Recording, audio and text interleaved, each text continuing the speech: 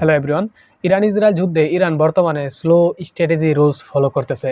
আর এই জন্য আমরা হয়তো ভাবতেছি কি খবর, ইরানে যুক্তরাষ্ট্র এত ক্ষতি করলো, এত অ্যাটাক করলো, তেলের পাম্প ধ্বংস করে দিল, পানির পাম্প ধ্বংস করে দিল, তারপরও ইরান কেন চুপ? ইরান কি তাহলে হেরে যাচ্ছে, নাকি ইরান ভয় পেয়ে যাচ্ছে, নাকি ইরান যুদ্ধে হেরে যাচ্ছে? এই সকল প্রশ্ন আমাদের মনে ঘুরপাক খাচ্ছে, কিন্তু বিষয়টা আসলে তেমন নয়।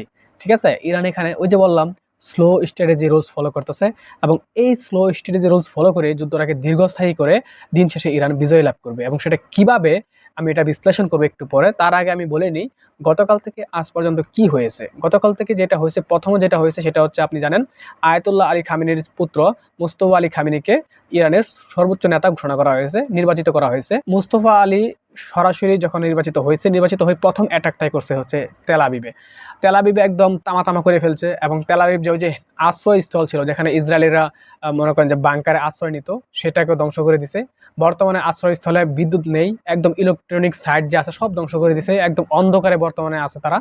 সো এইগুলো হয়তো নিউজে তেমন দেখা যাচ্ছে না, কিন্তু আমি কয়েকটা অথেন্টিক সোর্স থেকে যে নিউজগুলো পেয়েছি সেগুলো আপনাদেরকে জানাচ্ছি। সো মনে করেন যে ইসরায়েলে বর্তমানে এয়ার ডিফেন্স যে আছে সেটা একদম পুরোপুরি ধ্বংস হয়েছে। ইসরায়েলের এয়ার ডিফেন্স এখন কাজ করে না।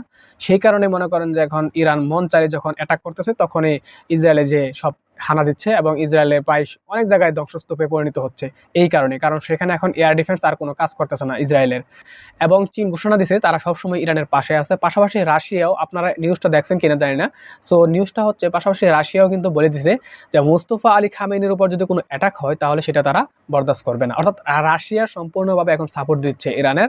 এখন আমরা বলি স্লো স্ট্র্যাটেজি কেন ইরান ফলো করতেছে।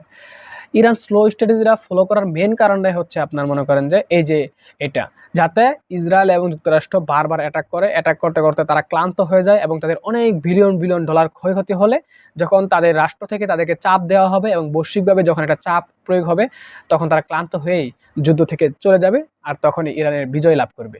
সো এই জিনিসটাই ফলো করতেছে, সেই কারণে ইরান বেশি বেশি অ্যাটাক করতেছে না, অল্প অল্প অ্যাটাক করতেছে, কিন্তু যুদ্ধে হার মানতেছে না। ঠিক আছে, মানে যুদ্ধে সমঝোতায় আসতেছে না, যুদ্ধে হার মানবে না, কিন্তু তারা বেশি অ্যাটাকও করবে না, অল্প অল্প অ্যাটাক করবে, যাতে যুক্তরাষ্ট্র তাদের উদ্দেশ্যটা হাসিল না করতে পারার জন্য বারবার অ্যাটাক করে তাদের অনেক বিলিয়ন বিলিয়ন ডলার খরচ হবে। দিন শেষে তারা তখন ক্লান্ত হয়ে যখন ফিরে যাবে, তখনই ইরানের বিজয় লাভ করবে। আর এই স্ট্র্যাটেজিরা ফলো করতেছে, এবং এই স্ট্র্যাটেজির পিছনে সাপোর্ট দিচ্ছে হচ্ছে চীন এবং রাশিয়া। ঠিক আছে, সো আপনারা তো চিন্তা করবেন না, ইরান অবশ্যই বিজয় লাভ করতেছে।